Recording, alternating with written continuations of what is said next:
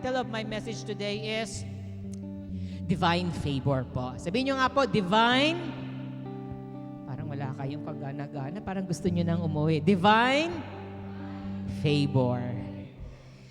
Divine means, it comes from God. Nanggagaling sa Diyos, ang pabor.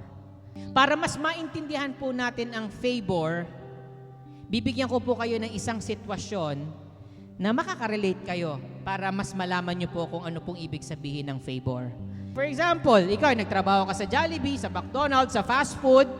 Nagtrabaho ka, nag-serve ka, pumasok ka ng alas 8, tinapos mo, hanggang alas 5, nag-out ka. Pagka-out mo nun, siguradong may sasahurin ka ng 8 oras na sweldo. Sabihin natin sa 8 oras, ang sweldo mo ay 1,000. Sabihin natin, 8 to 5, ang sahod mo, 1,000. Amen? Naintindihan? Ang tawag po doon is salary. Sabihin nyo nga po, salary. Or payment, bayad. Ngayon, ganito naman po ang favor. Pumasok ka sa trabaho mo, 8 hours yung trabaho mo, binigay mo yung best, nagtrabaho ka. Kaya lang sa trabaho mo, nangyari, pagpasok mo sa isang fast food, natapon mo yung pagkain. At yung pagkain na natapon mo, nasayang mo, is worth 1,000. Kapag merong ganung pangyayari sa isang kumpanya o sa isang trabaho, ano pong ginagawa ng boss mo sa nasayang? Ibabawas. Sabi nga nila, i-charge sa'yo. Ibabawas sa sahod mo. Manghihinayang ka, malulungkot ka. Tama po ba? Pero pagkatapos mo magtrabaho ng mula alas 8 hanggang alas 5, paglabas mo, kinausap ka ng boss mo at sinabi sa'yo, 1,000 yung nasayang. I-charge yan sa sahod mo. Pero ang sabi ng boss mo sa'yo, ganito ang gagawin natin. Hindi ko na i-charge yang 1,000 na nasayang.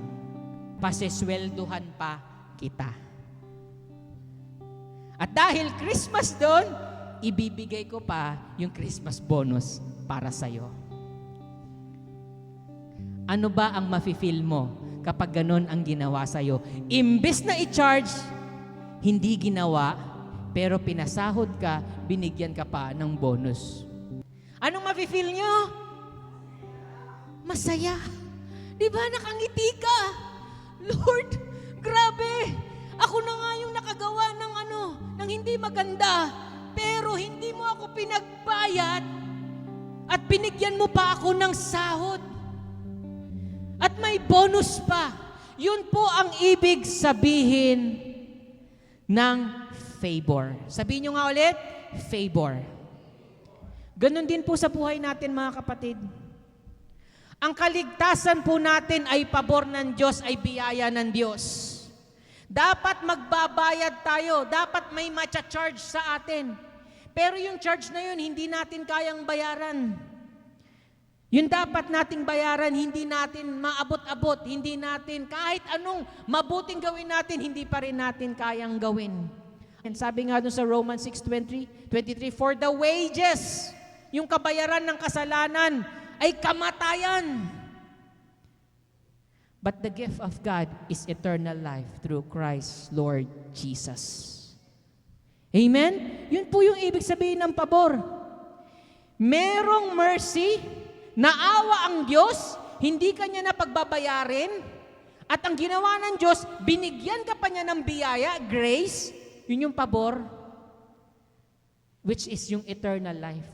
Sobra-sobra, kapatid, yung matatanggap mo sa Panginoon kapag ikaw ay naglalakad sa pabor ng Diyos. Again, sabihin nyo nga po, favor. And let's read this in Genesis chapter 12, verse 1 to 3. Now the Lord has said to Abram, get out of your country, from your family, to a land that I will show you. Verse 2, I will make you a great nation. I will bless you and make your name great, and you shall be a blessing, and I will bless those who bless you. And I will curse him who curses you, and in you all the families of the earth shall be blessed. Amen? Sabi ng Diyos, yung lahi mo Abraham, magiging dakila, magiging parang bansa. Alam mo, ilang piraso lang sila, pero magiging bansa sila. At sabi niya, yung lahi ninyo, kayo mismo, magiging kilala kayo sa buong mundo. Pagpapalain kayo, yung pangalan ninyo, makikilala kayo, at kayo ay magiging pagpapala sa mga taong nasa paligid ninyo. At kung sino man ang magpala sa inyong mga tao, pagpapalain ko rin. At kung sino mang magsabi ng sumpa sa inyo, susumpain ko yon. Ganong katindi, ganong kakaprotektado ng Panginoon. At ang buong pamilya ng nasa sakupan mo, nasa lugar mo, or the earth shall be blessed. Hallelujah. Gusto mo ba yung kapatid? At alam mo ba yung covenant na yan ay para sa'yo din? Amen? Yung covenant na sinabi kay Abraham ay covenant din na para sa'yo. So let's look at Galatians chapter 3 verse 29. Sabi po doon, if you belong to Christ, sino dito belong kay Christ? Sino dito na kay Kristo? Kapag ikaw ay na kay Kristo, then you are Abraham's seed. Galing ka na rin sa binhi ni Abraham, and heirs, ibig sabihin, at yung mamanahin mo na pangako ay mapapasa iyo rin. Yan po yung sinabi po sa Galatians 3. If you belong to Christ, then you are Abraham's seeds and heirs according to the promise. Matagal na po, alam niyo po, nung sinabi to ni Pablo, matagal na po, patay si Abraham. Hanggang ngayon po, matagal na. Pero nananatili pa rin ang covenant ni Abraham na sinasabi ng Diyos na I will bless you, I will make you great, and you will be a blessing. And all the families of the earth shall be blessed through you.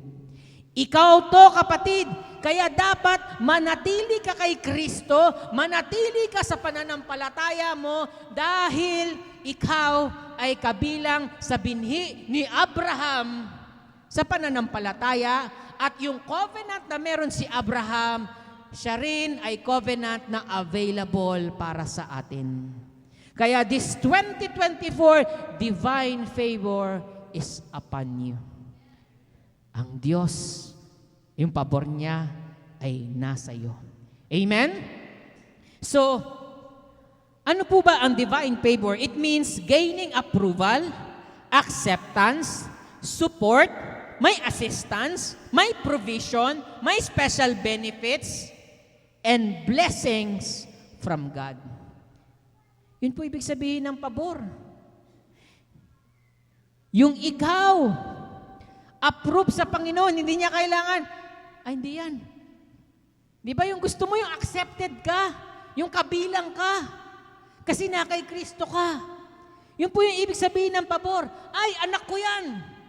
Bibiyayaan ko yan. Matindi yung favor. Kasi sumusunod yan. Kasi andyan yan, nananampalataya yan. Susuportahan ka ng Diyos. Bibigyan ka niya ng assistance kapag hindi mo kaya yung isang problema, kapatid. Ang assistance ng Diyos nandyan sa buhay mo. May kasama ka, may katulong ka. Amen? At andun yung provision at may special benefits. Alam mo, minsan na pag pumunta ka po sa merong isang favor po na binigay rin sa buhay ko. Alam niyo po ba, nung nagsimula kami ng maglingkod ni Pastora, nagsisimula kaming maglingkod, bigla na lang may tumawag gabi. Nakikinig kami sa DCAS noon, sa parang kay Ed Lapis na nakikinig kami paggabi, alas 7. Bigla na lang tumawag yung kaibigan ko, sabi niya, pwede ka ba? Pwede saan? Pwede ka ba sa Singapore? Sabi ko, ha? Kailan? Wala lang kasi nag-back out na yung kliyente ko, wala akong Kasi sayang yung sayang yung binook niya, sayang yung ganito, tapos nag-back out. Kasi nag-away daw yung mag-asawa. So ang naisip niya, ako. At sa lahat ng pwede niyang maisip, napaisip din ako, bakit ako? Isa lang ang sagot, kapatid, favor. At alam niyo po ba yung trip to Singapore na yun? Para kaming nanalo talaga ng ticket na parang wala naman kaming ginawa. Sabi nung kaibigan ko, pupunta tayo sa Singapore, sama mo yung asawa mo. Ang eroplano natin, business class. Yung hotel na pag-stayan natin, 5-star. Yung kakainan natin, fine dining. Nagulat po ako. At nung time na yun, wala kaming kapera-pera. Anong gagawin namin? Ang pera lang namin ng 2,000 pesos ata, 3,000. At nung pumunta kami sa airport, alam niyo yung 3,000 na yun, binayad lang namin sa parang terminal fee or airport fee. Lahat napunta doon, so wala na kaming pera. Pero alam niyo, nung pumunta kami doon for 4 days ata, for almost 1 week po, lahat po sagot. Pati yung transportation namin, pati yung mga pasalubong sa tatay ko, sa mga kapatid ko, wala po akong ginastos. As in po. And that's what we call favor from God. Amen? Gusto niyo ba makaranas ng ganon? Bigla na lang may tatawag sa'yo. Sabihin, pwede ka ba? Amen? Wala naman akong ginawang maganda. Hindi naman ako nagbigay ng something na ganun kalaki din na pabor or expensive sa kaibigan kong yun. Pero naisip ako ng Diyos. Naisip ako ng Diyos sa kaibigan kong yun at grabe. At marami pang mga bagay na pabor po na ibinigay sa amin. At hanggang ngayon, we are still believing for favors po, especially for this year. Alam niyo po ba, kung gumawa ng mga imposibleng bagay ang Panginoon sa buhay ninyo, sa mga nagdaang taon at mga araw, mas marami pa yung darating for this 2024. Amen? Ang kailangan mo lang, kapatid, manampalataya ka, maniwala ka, at sumunod ka sa prinsipyo ng Panginoon. Dahil ang pabor ng Diyos describes as God's kindness and goodness, kabutihan. An act of true compassion on the part of God Himself toward needy and undeserving human recipients. Kasi ang pabor hindi talaga natin deserve eh. Katulad ng explanation ko kanina na imbes na i-charge sa'yo yung trabaho na nasayang i-charge dapat sa'yo, naawa, hindi chinarge, at higit sa lahat, binigyan ka pa. Ganun tayo minsan kapag nakaranas ng pabor. Mapapatanong ka na, Lord, I don't deserve this, and yet you gave it to me. Kasi ganun ang Diyos, mabuti. At may rason, may dahilan, may layunin kung bakit ganun, kabuti, kabait ang Diyos sa'yo. Now, let's take a look sa buhay po ni Joseph. In Genesis chapter 39 verse 2 to 6. Si Joseph po nagkaroon ng pabor. Sino dito nakakaalam ng buhay ni Joseph? Na panood yung Joseph the Dreamer. Si Joseph po, sila ay 12 pong magkakapatid. Siya po yung pang-11. Yung tatay niya po, si Jacob po, favorite niya yung anak niyang yon, si Joseph. Tuwan-tuwa siya. Kaya ginawan siya ng coat of many colors. Yan, malalaman mo kapag ang tao may pabor makulay yung buhay. Amen? Ganon din si Joseph, binigyan siya ng makulay na damit noon. At kapag ganon po na may favorite, ang tatay, na nagkakaroon po ng inggitan ang magkakapatid. At ganon po ang nangyari. Kaya si Joseph, na naginip po siya. Yung panaginip niya, ang interpretation, yung mga kapatid niya, yung magulang niya, luluhod po sa kanya. Ibig sabihin, itinaas siya ng Panginoon, tapos yung kanyang mga kapatid, kanyang magulang ay luluhod. Nagalit po. Dahil sa ganong interpretation po, nagalit po yung mga kapatid.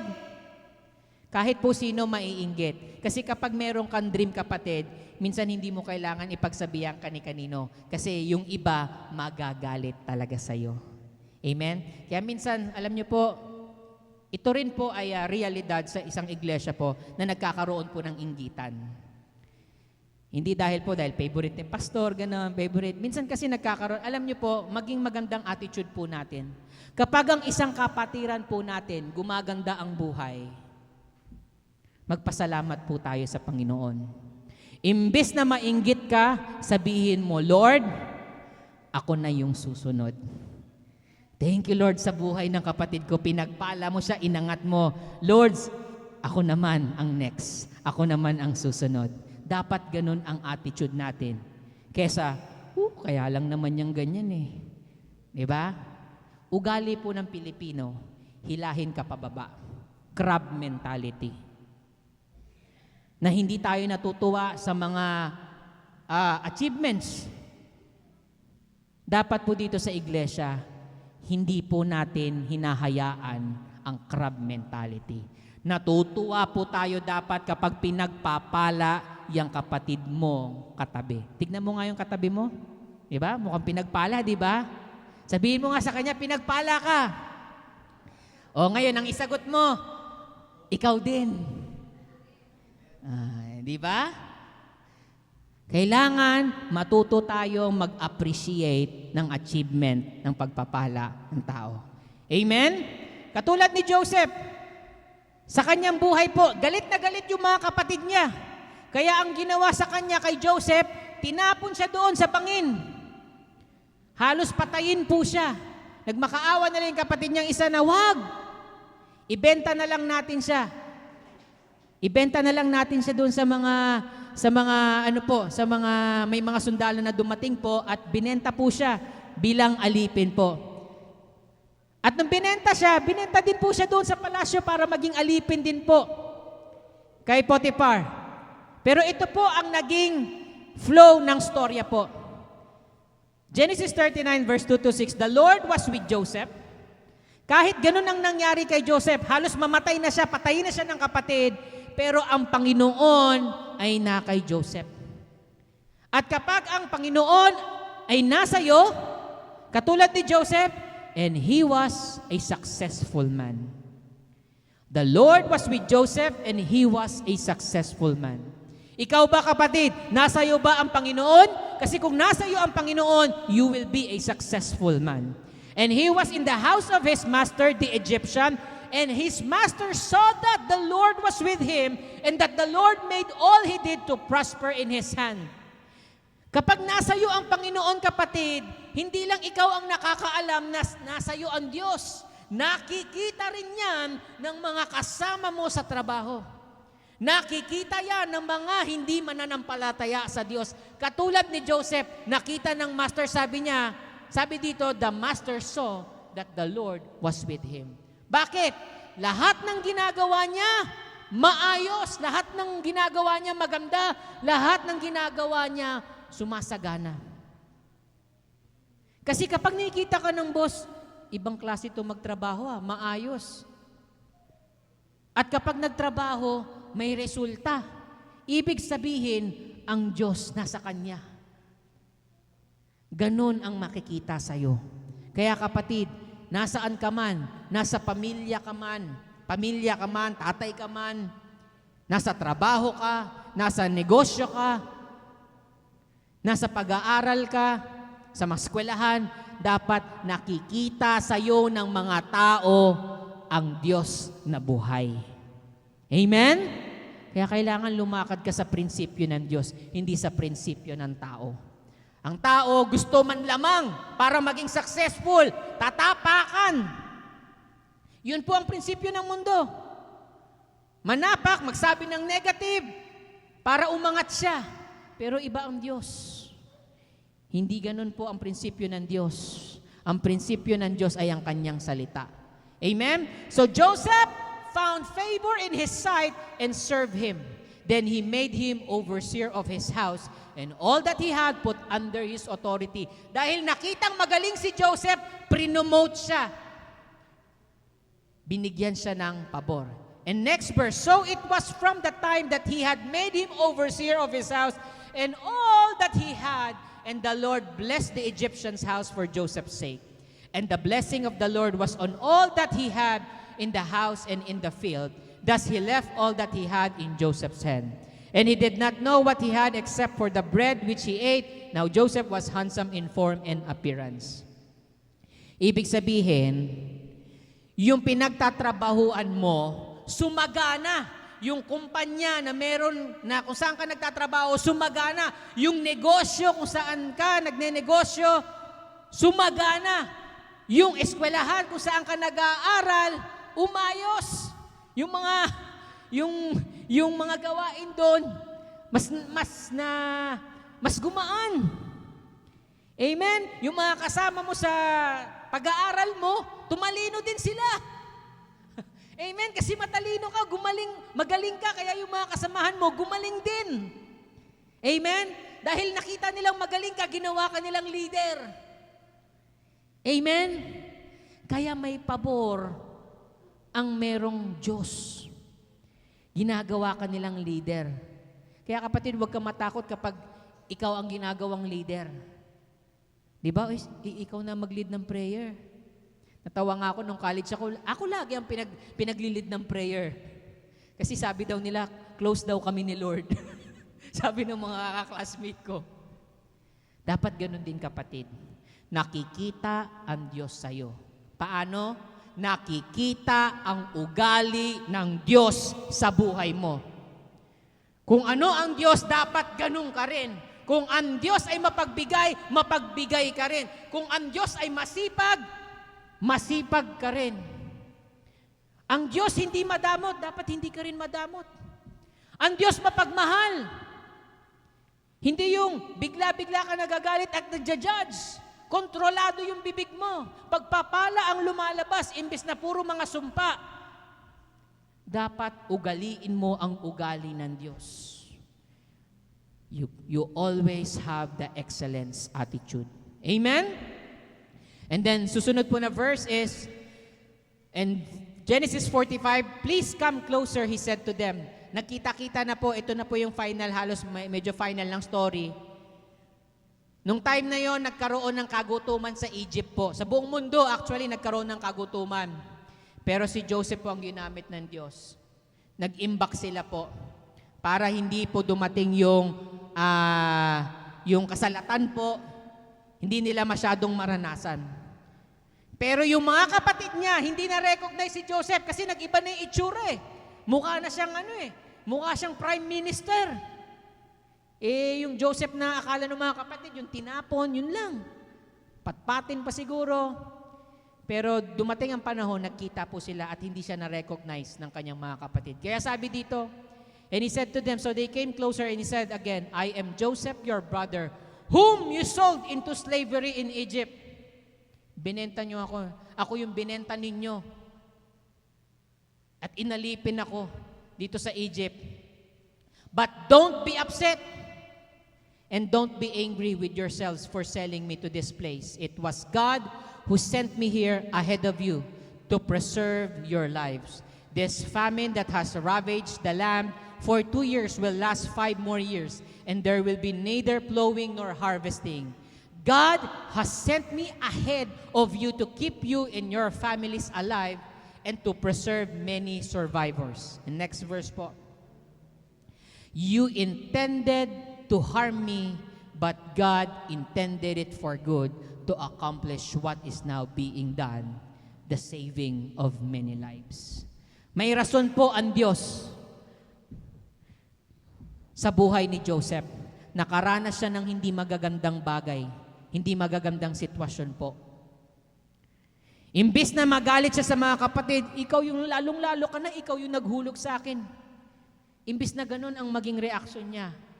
Sinabi niya, huwag kayong magalit kasi nag-aaway-away na yung mga magkakapatid. Ako to si Joseph. Hindi siya nagalit sa mga kapatid niya dahil sa ginawa. Ang sabi niya, hinayaan mangyari yun ng Diyos dahil may plano siya. At yun ay ma-preserve yung mga buhay natin. Hindi lang yung buhay nilang pamilya magkakapatid, kundi yung buhay ng buong mundo dahil merong matinding kagutuman. Kaya kapatid, kapag merong kang problema at minsan yung problema na yan ay sanhi ng kapatiran mo or minsan ng kamag-anak mo or ng mahal mo sa buhay, huwag kang magagalit sa kanila. Mahirap yun, di ba? Ang aral nga ni Kristo, love your enemies. Minsan ang enemy mo is yung kamag-anak mo. Minsan yung enemy mo is yung mahal mo sa buhay. Dumarating yan sa puntong ganon. Pero kapatid, gumaya ka katulad ni Joseph. Hindi nagtanim ng sama ng loob, ng galit. Gusto niyang gantihan talaga, gusto niyang pahirapan. Pero hindi niya ginawa. At ang ginawa niya pa, dinala niya pa sa pinaka-the best na lupain at maranasan yung pagpapala ng Diyos. Amen? Yun po yung pabor ng Diyos sa buhay ni Joseph. Minsan mapapaano ka na, nakulong pa nga siya sa kulungan. Maraming mga bagay na hindi maganda nangyari sa buhay ni Joseph, pero hindi siya iniwan ng Diyos. Nandoon yung pabor. Na-promote siya, kahit sa kulungan, prinomote siya. Amen? Nakalaya siya sa kulungan, na-promote din po siya. Dahil siya pala yung magliligtas ng buong mundo sa kagutuman. Ganun ka, kapatid. Maraming dadaan na problema sa buhay mo. Imbes na magalit ka, magpuri ka, at tignan mo na may ginagawa ang Diyos sa buhay mo. At meron siyang gagawing pabor sa buhay mo. Amen? So sa storya na ito, makikita natin po dito that favor brings God's protection. Nandun ang protection ng Panginoon sa pabor, kapatid. Katulad ni Joseph, nung inihulog siya, pwede siyang mamatay, pwede na siyang patayin eh. Actually, yun nga ang gusto nilang gawin, talagang patayin siya. Pero hindi nangyari. Kaya kapag ikaw ay may pabor ng Diyos, protektado ka ng Panginoon. Kung akala mo ang buhay mo hanggang dyan lang, nagkakamali ka, kapatid. Hindi pa tapos ang Diyos sa buhay mo. Protektado ka ng pabor ng Diyos. Amen? And favor secures you in God's hand. Secure ka, kapatid, kailanman hindi ka magkukulang. Kaya kapag secure ka, meron kang peace. Hindi yung lagi ka na lang nagwo-worry, lagi ka na lang may anxiety, na-stress ka, hanggang sa na-depress ka. Kapatid, hindi. Isipin mo ang paboran kabutihan ng Panginoon sa buhay mo. Kasi kapag naisip mo yon, Lord, alam ko may plano ka. Alam ko, Lord, hindi ito mangyayari para lang ipahamak ako, para lang hanggang dito lang ako. Hindi. May plano ang Diyos. Amen? Secured ka, kapatid.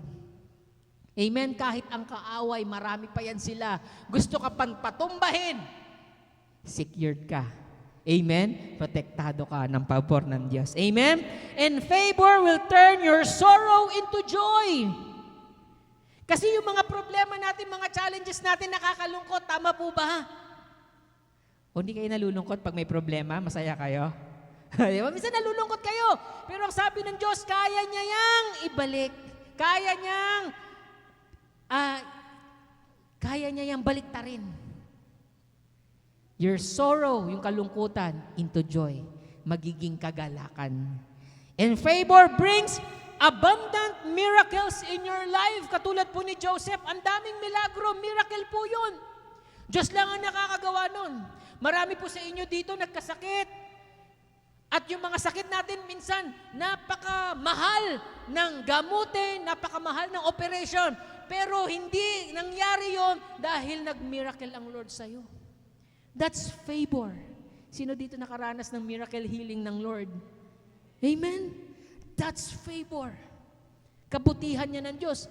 At hindi titigil ang Diyos doon. Basta magpatuloy ka lang maglingkod, Panginoon. Sa Panginoon. And favor sets you apart from others. Katulad kanina ni Joseph, nakikita siya. Kakaiba siya sa mga alipin. Kakaiba ka sa trabaho, kakaiba ka sa negosyo, kakaiba ka sa eskwelahan.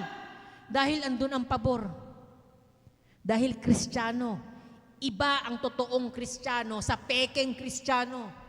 Dahil marami nagsasabing Kristiyano sila pero mga peke. Hindi sumusunod sa prinsipyo ng Diyos. Pero yung ikaw, sumusunod ka dahil totoong Kristiyano ka. Amen ba?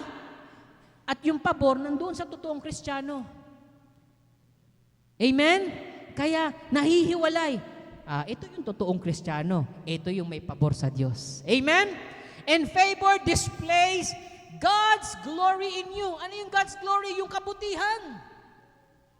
Nakikita nila yung kabutihan ng Diyos sa buhay mo. Kaya nga minsan, merong asaran, di ba, kapag ikaw ay nakakaranas ng pabor, na pag naiinggit, bakit? Siya lang ba yung anak ng Diyos? Di ba nakakarinig na kayong ganong statement? Aba, parang siya lang ang anak ng Diyos. Ako din anak ako ng Diyos. Kaya nga yung kanta natin kanina, I'm a child of God. When you're a child of God, you have the favor of God. Amen? Kaya makikita yun. Nasa buhay mo yun. Kitang-kita ng mga tao. And the favor of the Lord brings blessing to your world. Yung favor na yan, hindi yan para sa'yo. Grabe may favor ako. Lord, gusto ko ng bahay. Alam ko may pabor ako, magkakaroon akong bahay, gusto ko ng sasakyan. Ang favor po, hindi po pansarili lamang. Ang favor ay para ipagpalain yung mga nasa paligid po natin, yung mga tao. Hindi para ipagdamot, kundi i-share ang blessing sa kanila. Malaman nila may buhay na Diyos, may totoo ng Diyos. Amen? Kasi ang totoong may pabor ng Diyos, nagsishare. Dahil nag-overflow yung pagpapala sa buhay mo. Amen? Ganun po yung pagpapala na meron tayo.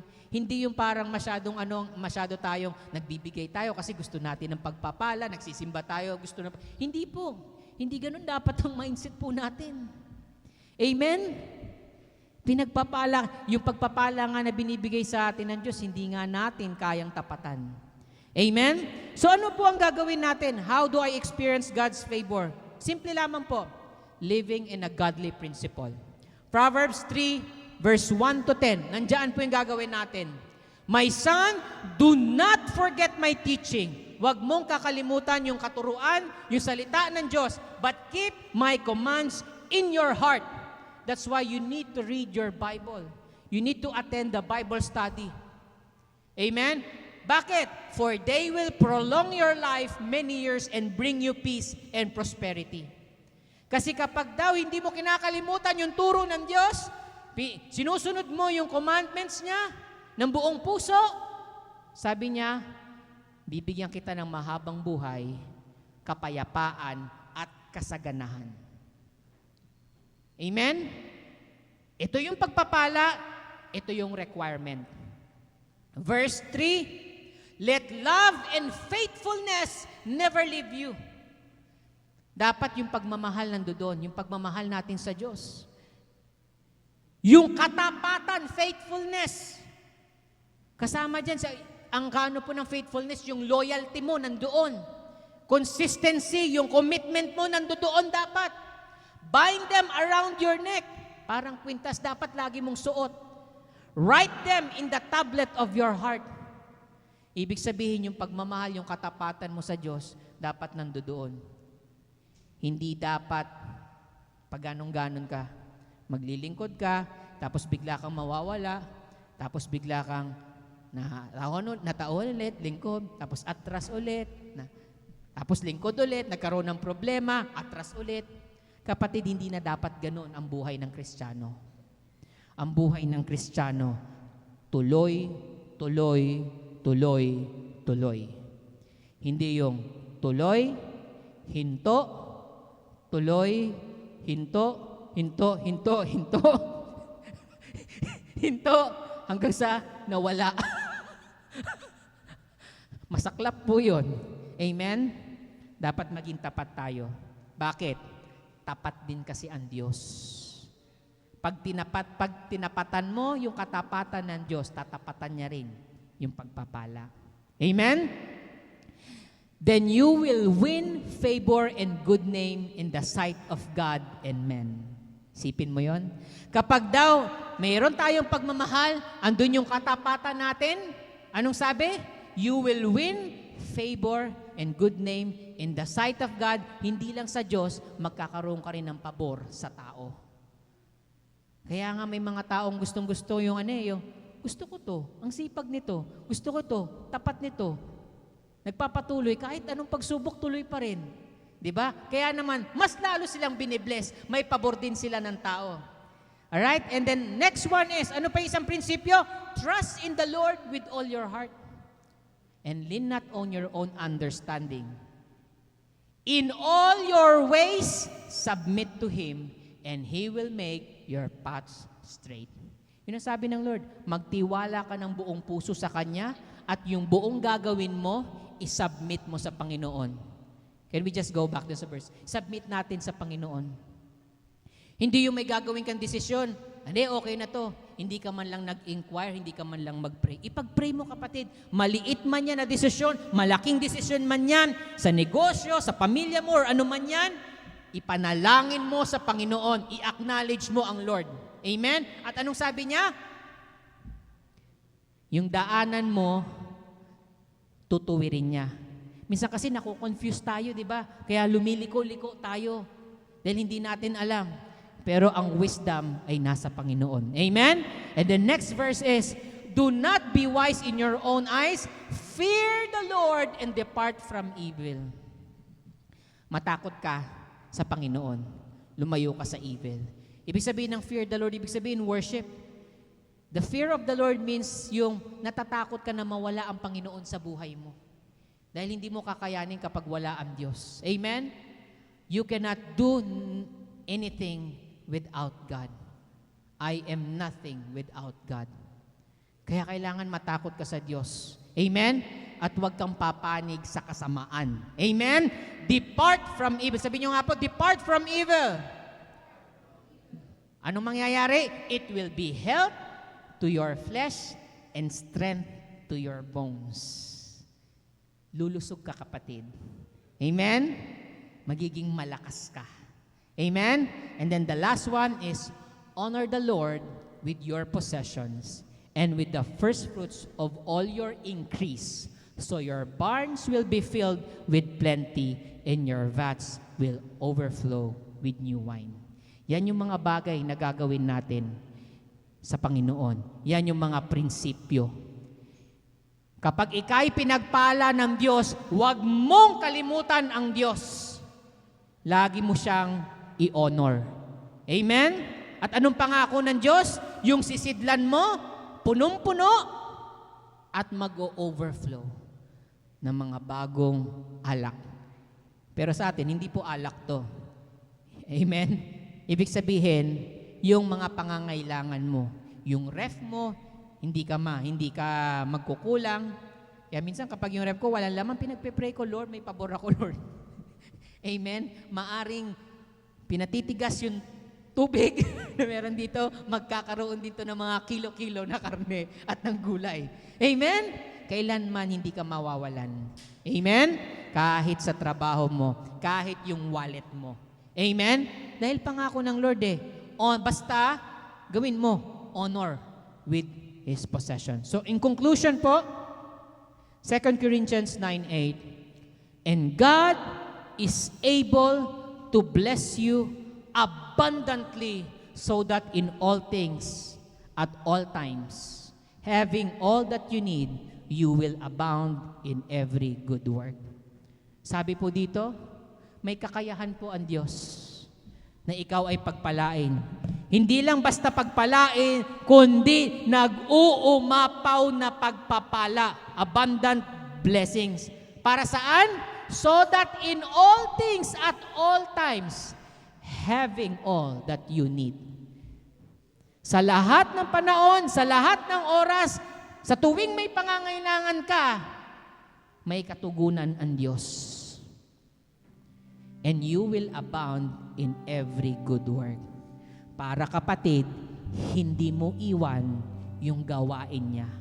Kasi minsan, iniiwan natin yung gawain ng Lord dahil wala tayong pamasahe, wala tayong pera, wala tayong ganito, disappointed tayo sa nangyayari sa buhay. Kapatid, baguhin mo yung mindset mo. You are blessed. May pabor ka ng Diyos.